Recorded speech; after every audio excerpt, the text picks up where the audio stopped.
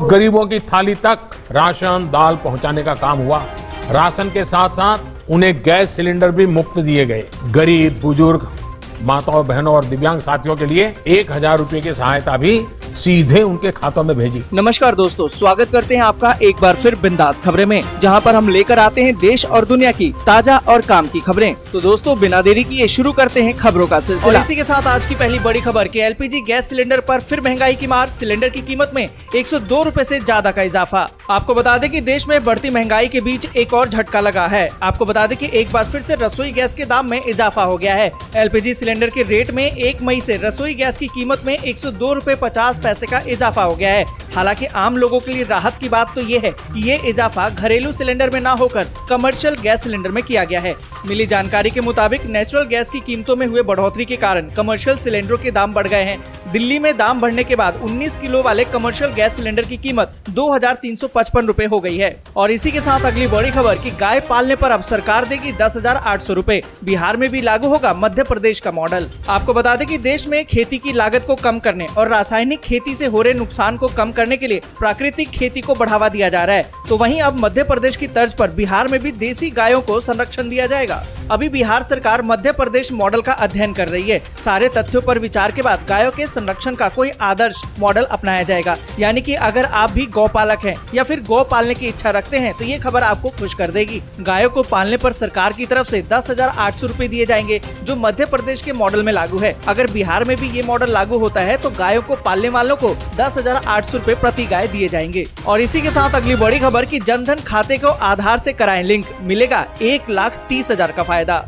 आपको बता दें कि भारत में रहने वाले लोगों के लिए आधार कार्ड बहुत जरूरी हो गया है। आधार कार्ड के बिना कोई भी काम नहीं हो सकता। सरकारी हो या प्राइवेट, सभी के लिए आधार कार्ड अनिवार्य कर दिया गया है। सरकार ने आधार कार्ड से सभी चीजों को जोड़ दिया है। सरकार इसके जरिए गरीब और जरूरतमंद लोगों की मदद कर रही है। जनधन योजना के तहत खोले गए बैंक खातों की संख्या जनवरी 2022 तक 44.23 करोड़ तक पहुंच गई। इन खातों में जमा राशि भी जनवरी में 1.5 लाख करोड़ रुपए से अधिक थी। आपको बता दें कि जनधन खाता धारक को रुपए डेबिट कार्ड दिया जाता है, जिसमें 1 लाख का दुर्घटना बीमा कवर होता है। इसके अलावा जनधन बैंक खाता धारक को 30,000 रुपए का एक्सीडेंटल डेथ इंश्योरेंस कवर भी दिया जाता है। अगर आपका जनधन खाता है और आधार से लिंक है तो आपको भी इसका फायदा मिल सकता है। और इसी के साथ अगली बड़ी खबर कि दिल्ली के लोगों को भारी पड़ सकती है ट्रैफिक नियम की अनदेखी। लग सकता है 10,000 रुपए का जुर्माना या फिर हो सकती है जेल। आपको बता दें कि दिल्ली परिवहन विभाग ने बिना वैध फिटनेस प्रमाण पत्र चलते पाए गए वाहनों के मालिक और चालकों के खिलाफ कड़ी कार्रवाई की चेतावनी दी है। ऐसा होने पर उन पर 10,000 रुपए तक का जुर्माना लगाया जा सकता है और जेल भी भेजा जा सकता है। विभाग को पता चला था कि कई वाहन मोटर वाहन अधिनियम का उल्लंघन कर रहे हैं और बिना वैध फिटनेस प्रमाण पत्र के चलाए जा रहे हैं। परिवहन विभाग की तरफ से एक सार्वजनिक नोटिस जारी किया गया है कि अगर बिना वैध फिटनेस प्रमाण पत्र के चलते पाए गए तो वाहनों पर पहली बार अपराध करने पर 2 से 5,000, जबकि दूसरी बार या उसके बाद उल्लंघन करते हैं तो 5 से 10,000 रुपए तक का जुर्माना लगाया जा सकता है। और ऐसे मामलों में वाहन मालिक या फिर चालक को जेल भेजने का प्रावधान भी है। और इसी के साथ अगली बड़ी खबर कि देश में बीते 24 घंटे में कोरोना के 3,324 नए मामले, एक्टिव केस बढ़कर 19,000 हुए। आपको बता दें कि भारत में एक दिन में कोरोना वायरस के 3,324 नए मामले सामने आए। देश में कोविड-19 से अब तक संक्रमित हो चुके लोगों की संख्या बढ़कर 4,30,79,188 हो गई है। इसी दौरान 40 और मरीजों की मौत हो गई है। पर यहाँ पर आपको बता दें कि उपचाराधीन मरीजों की संख्या भी बढ़कर 19,092 हो गई है। और इसी के साथ अगली बड़ी खबर कि देश में बढ़ रहे कोरोना का संक्रमण। दिल्ली में 1,520 नए मामले। आपको बता दें कि देश में कोरोना संक्रमण के मामले लगातार बढ़ रहे हैं। रिपोर्ट की माने तो दिल्ली में बीते 24 घंटे में कोरोना के 1,520 नए मामले दर्ज किए गए, जबकि एक व्यक्ति की संक्रमण से मौत हो गई है। वहीं 1,412 लोग संक्रमण से ठीक भी हुए हैं। और इसी के साथ अगली बड़ी खबर कि उत्तर प्रदेश के 57 जिलों में फैला कोरोना। गौतम बुद्ध नगर में सबसे ज्यादा मामले। आपको बता दें कि पूरे देश के साथ साथ यूपी में फिर से कोरोना का कहर लोगों को डराने लगा है। यहाँ 24 घंटे में 278 नए कोरोना के मामले दर्ज किए गए। गौतम बुद्ध नगर की बात करें तो यहाँ सबसे ज्यादा 133 मामले सामने आए। दूसरे नंबर पर गाजियाबाद है, जहाँ 68 मामले, लखनऊ में 18, मेरठ में 8 और आगरा में 7 नए कोरोना के मामले दर्ज किए गए। 20 अप्रैल के बाद से लगातार मामलों में बढ़ोतरी देखी जा रही है। और इसी के साथ अगली बड़ी खबर कि यूपी में योगी सरकार सख्त। धार्मिक स्थलों से हटाए गए 53,942 लाउड स्पीकर, 60,000 से ज्यादा की आवाज हुई कम। आपको बता दें कि यूपी में धार्मिक जगहों पर लाउड स्पीकर के मामलों में सख्त कार्रवाई देखी जा रही है।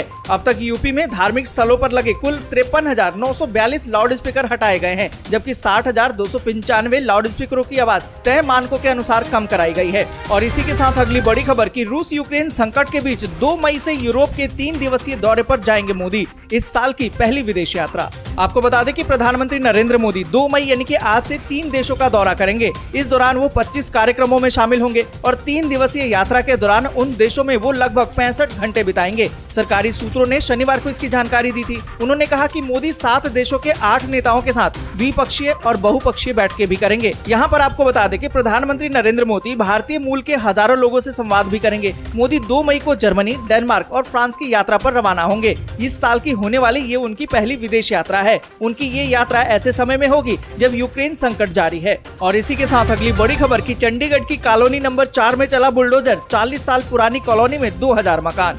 आपको बता दें कि चंडीगढ़ की कॉलोनी नंबर 4 पर प्रशासन का बुलडोजर चल पड़ा है। 40 साल पुरानी कॉलोनी को तोड़ने के लिए चंडीगढ़ ने शनिवार देर शाम ये आदेश जारी कर दिया था।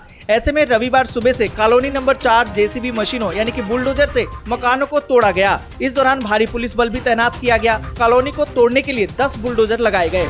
और इसी के साथ अगली बड़ी खबर की उत्तर पश्चिम भारत में गर्मी ने तोड़ा 122 साल का रिकॉर्ड। मई में भी झुलसाएगी गर्मी।